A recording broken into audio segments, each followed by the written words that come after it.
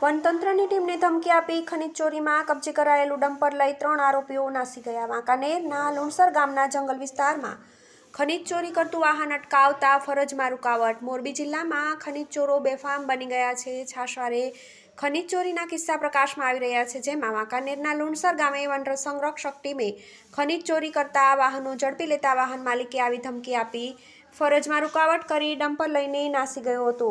જે બનાવ મામલે પોલીસ ફરિયાદ નોંધી તપાસ ચલાવી છે. વાંકાનેર વીડી જાંબુડિયા ફોરેસ્ટ ક્વાર્ટરમાં રહેતા મુકેશભાઈ હીરાભાઈ સોલંકી લુણસર બીટમાં વનરક્ષક તરીકે ફરજ બજાવે છે.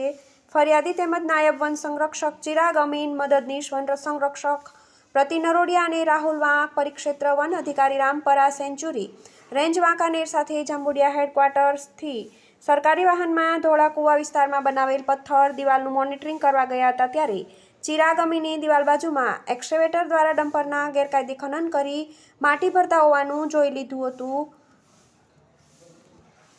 જેથી રાહુલ વાંકને વાહનોનો ફોટો અને વિડીયો લઈને ખાણ ખનીજ વિભાગ આવે ત્યાં સુધી રોકી રાખવા સૂચના આપી હતી. જેથી ફરિયાદી મુકેશ સોલંકી અને રાહુલ વાંક બંને વાહનોનો ફોટો અને શૂટિંગ કરતા હતા, ત્યારે એક્સ્કેવેટર ડ્રાઈવર અને આવ્યા ડમ્પર ડ્રાઈવર જતા રહ્યા હતા.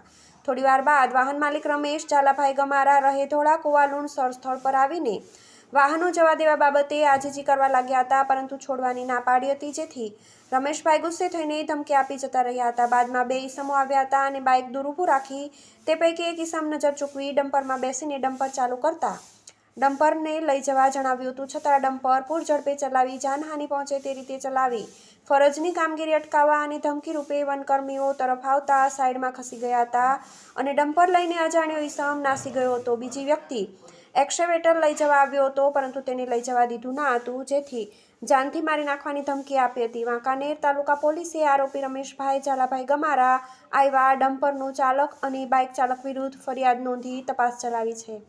TV18 news Morbi.